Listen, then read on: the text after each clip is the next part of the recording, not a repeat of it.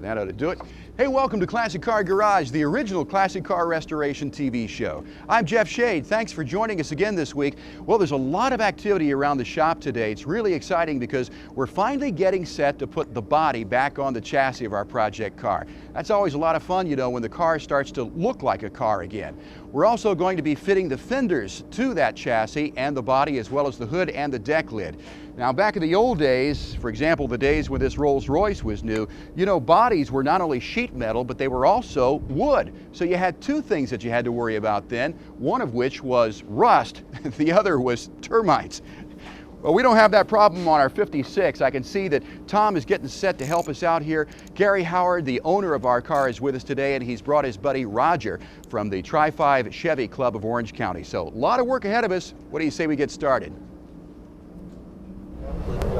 Body back, and then we'll move the car. All right, guys, you ready to put this body back on the car? Yes, sir. Good to see you again, Tom. Good seeing you. Gary. Jeff, good to see you. Roger, nice to see you too. Yeah. Well, you know, along the way, it seemed incomprehensible that we would ever even get to this point of putting this body back on the chassis, but it's finally here.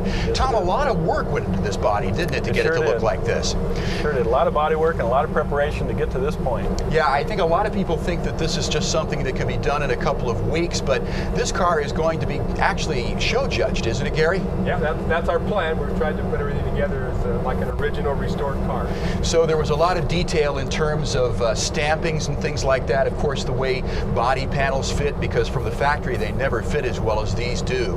And like you said, you know, they start with 1,000 points and start deducting for very small things. And we expect this car to probably be somewhere in the 980s, 990, hopefully, when it's done. And who knows, maybe it could be a 1,000-point car at some time. So. But anyway, the magic moment has come. We're finally going to put the body back on the chassis. And one thing I might want to point out, and Tom helped me with this, is that if the home viewer is watching and they want to put the body back on the chassis of the car, you don't recommend that they do it at home with a couple of guys lifting the body, do you? This body probably weighs about 1,000, 1,200 pounds. So, you know, one false move or one slip and you're going to hurt somebody. Exactly, not to mention the fact that there's so much work that's gone into this too. Right. You'll undoubtedly damage the body also. Right. So I know that the How to Restore Your 57 Chevy book recommends 3 people on either side, but we would recommend from a safety standpoint that when you get to this point to actually take the frame and take the body to a body shop and let them do it like this. That is our official recommendation, to take it off and put it back on, take it to a body shop. But being that we are at a body shop, Tom, let's run through the process. Okay. Or actually, let's start putting this chassis back under there. Okay. First thing we need to do is get it all lined up, right? Yes. These points are where the bolts are going to mount into the body. Right, these are the body mount points. Yep, and we're basically just going to eyeball it. The trick on this car is mounting that gas tank. Right, because this is different, Gary. Explain why this is different from a sedan delivery from as to a regular car. Well, the Nomad and the station wagons and sedan deliveries, the configuration of the rear tire compartment doesn't fit around the gas tank and the differential. So as the body goes down, you have to fit the gas tank in between that gap. If you don't, well, you will have to take the chassis apart again. We don't want to have to do that. No, we don't want to do that at all. So Tom, let's roll this back there and see if we can't get this thing lined up. Not terribly heavy, but there's a little bump we want to go over here. Wait. Slow. Straight.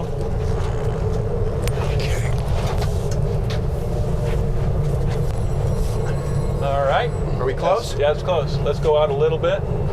You can see these points right here are going to line up right here. And we're close right here. We would ultimately hope that they line up when we drop the body here. The other thing we want to be conscious of is the fact that we've got a distributor on the other side here, and we don't want that to either scratch the firewall or wreck the distributor either. So how are we going to make minor adjustments once we get this thing down close? Once we get the body down close, we're going to use a floor jack to kind of move the frame around. Okay, we'll show you how that's done too. We're going to put a buffing pad on the actual floor jack. So I guess the next step then is to begin to lower this down, right? That's right. Okay, I'll let you do that, and we'll watch and guide it as it goes down. We're only going to get close right now to get that gas tank in. Right. So we'll come down, you know, till about a foot from our destination. I think we're going to have to stop right about there, Jeff. Okay. And at this point, we put jack stands out of the body as a backup for our hydraulic lift. All right, Tom, we've gotten to the point where we want to do now the fine adjustments here. What we've done is, of course, fashioned a little plumb bob out of a speed nut here and a piece of string. So let's see how close we are here by holding the top of it there and letting the bottom. And it looks like we're relatively close. It's pretty close. Relatively close, but with a jack stand, we probably would want to move this way just ever so slightly. That's right, and we can do those fine adjustments once we come down, but we're real close now. We're pretty close with this now. Yeah. So when we do those adjustments, we'll do them once again with a pad on a jack stand. Yes. So the next step is to actually raise. The proper way to do this would be to take it down to here, then actually raise the chassis up into the body, right? Because we've got that gas tank in the way, it's safer and easier to just move the frame up into the body now. Okay, so let's get started with that process. At this point, we got the jack stands all set in preparation for marrying the body to the frame. After the break, Jim Richardson has his resto tip on how to get more horsepower out of your engine. All that and more when Classic Car Garage continues. Welcome back to Classic Car Garage. Well, we're in the middle here of mounting our gas tank. And if you recall earlier in the show, Gary, the owner of the car, told us that the trick with these cars is mounting the gas tank, because with the Nomad station wagons and sedan deliveries, the configuration of the rear tire compartment is different, and the gas tank can't be installed as it is on a regular passenger car. So before the body is lowered and the chassis is raised, we're installing the gas tank. This is the time to do it, because if you didn't, you'd have to take the chassis apart. And we certainly don't want to do that with all the work that we've done to this car. You also, of course, want to install the sending unit before you install this gas tank. Once we have all the pads in place between the tank and the straps, and the nuts and bolts are all tightened, then we'll connect the fuel lines.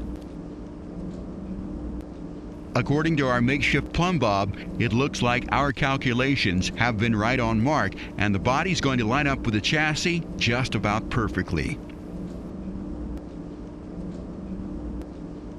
And we'll let Tom and the crew now secure the body to the frame. Well, at long last, the body is finally on the chassis after a lot of work. They're back there doing a few minor adjustments right now. Now, when we come back on Classic Car Garage, we're going to show you how to mount the fenders and adjust those after these words.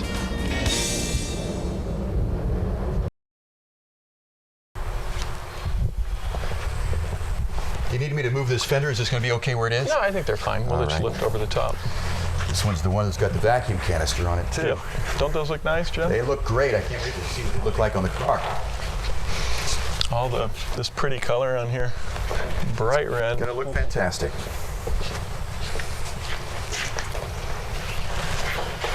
Okay. Okay, come on over, Shorty.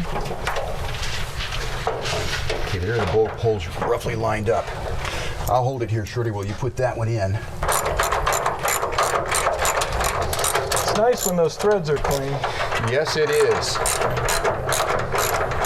They're doing a lot easier.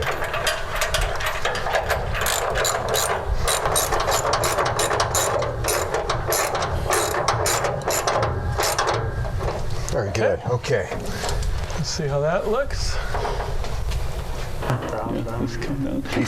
These springs have never been stretched yet, so they're going to be a little tight. Okay, now you can see how high we are.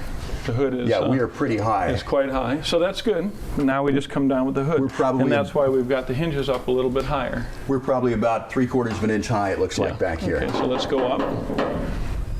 And again, because we don't want metal-to-metal contact, this is really important. Yeah, that's ready. Okay, good. Okay. And it's real easy to go up and down now because the fenders aren't on. If the fenders are on, this would be a really hard task. Right, because the fenders would interfere with your ability to move that ratchet. That's right. And that's one of the main reasons why we do this. Make sure we're not going to go slow, Shorty. Go slow. Right. Okay, we're going to be tight. This is going to hit back here on the seams, so we're going to have to go. Come forward. Yeah, we're going to have to come that way.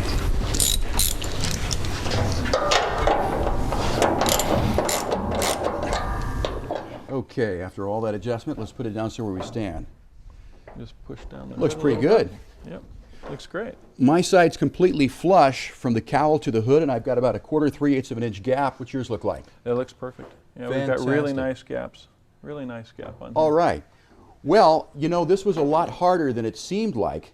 And the reason being is that we had to do a lot of adjustments here. One of the things that we did, those little rubber snubbers or bumpers that we had on this thing, Tom, is of course we had to screw those down a little bit in order to lower the height of this so it makes this flush. But also you put in some shims in the hinges too, didn't you? Yep, and those were factory. And what it does is it kind of kicks the hinge back a little bit so we can get the hood down a little bit in the back. Because of course those firewalls many times are not exactly vertical, so we actually had to put the shim in the bottom in order to make it completely vertical so this fit the way that it should. Yep. So there you go. There are your adjustments to make the hood fit to the cowl, and we're ready now to put on the fenders and the deck lid. Yep. So we'll do all that when Classic Car Garage continues. Stay with us. Welcome back to Classic Car Garage. Well, now that we've got the hood on here, you can see that we have temporarily put on our driver's side fender. We put it on there, but we haven't completely adjusted it yet. And in this segment, we're going to show you more about adjusting a fender like this. And of course, Tom's going to give me a hand. First thing is to get the passenger side fender.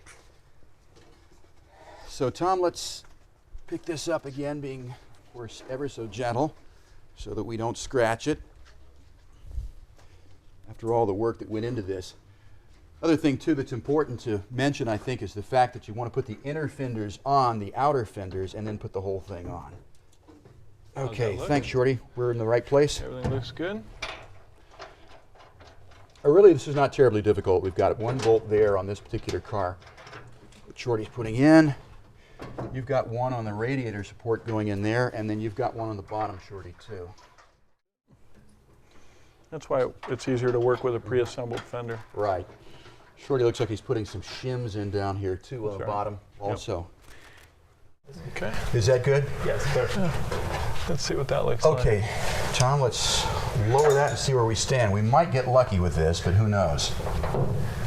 Okay, wait. We've got to put a couple, looks like we're going to have to put some shims up in the core support. Okay. And that's sometimes something you have to do on these cars. Okay, so we're going to put shims in here in order to spread these out a little bit more. Right, because it's a little tight up front, although the gap at the back is good. What about the forward and backward part of it? You see so many cars where the fenders aren't adjusted right, and they bind at the back there. Yep, and that has to do with the doors, and we've already put the doors on, and remember when we did that adjustment. Right. So now all we have to do is just, Shorty's got that rear gap on the doors looking pretty good.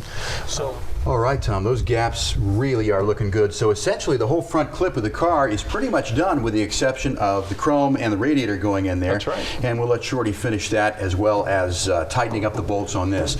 So what do you say we head to the back of the car and check out this deck lid? Now this is really not as difficult a project as the front was. The only thing is that because this deck lid only adjusts in and out and you can't do it back and forth, you actually had to add metal here, didn't you? That's right. Our whole opening was quite big, and it looked like the deck lid came off something else. So what we wanted to do, just to tighten up the fit and finish, is we added a couple beads of weld, you know, when we were in the bodywork sections on this car. So you actually added about 1/8 of an inch here. That's right. And I tell you, this is just not perceptible that you ever did that, because the work is just so good. It's nice and folded over. The seam just looks absolutely perfect. But this was going to be the only way that we were going to achieve our optimum gap of 3/8 of an inch down here, was to add metal to that, being that we can't adjust this over. Okay, so as we said, the only adjustment with this is actually in and out like this. That's right. With these 3 bolts on both sides. So let's see where we stand to begin with on this.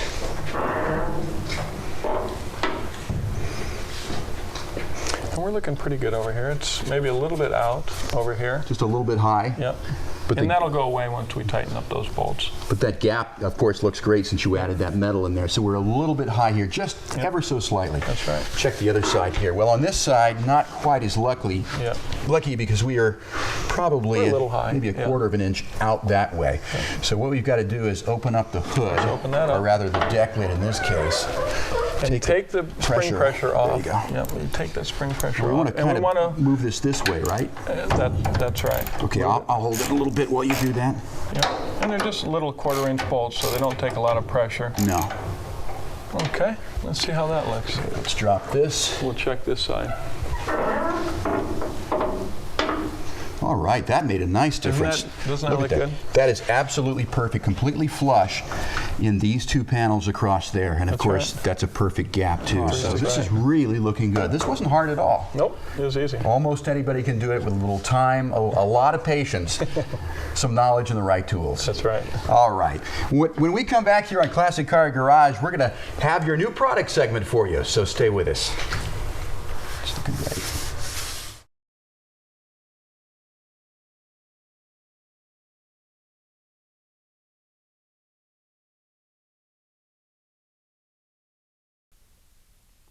Well, if you're a car nut like the rest of us, making your garage floor look great is a #1 priority. And I've got the answer for you right here. It's Muscle Gloss from our buddy Dave Chernow at Motor City Flooring in Detroit, Michigan. What this is an epoxy floor paint that's unlike any other that I've ever seen. This is so easy to put down. It comes with everything you need in the kit, including the cleaner here and the etch for the concrete, to the resin base, to the gloss activator. And what I really like about it are these Muscle Fleck decorative chips. They're also an anti-slip agent as well too. Now these are the black, white, and blue ones, which of course going to make our floor look great, but beyond that it sort of acts as an anti-slip agent as well too, so you don't slip and fall down out there in your garage.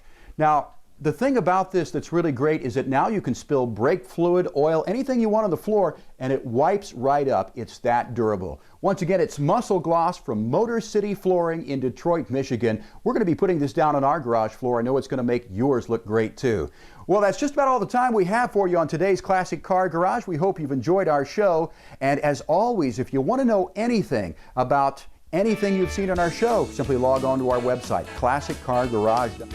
All right there. For Tom and Jim, I'm Jeff Shade. Thanks for watching. We'll see you next week right here on Classic Car Garage.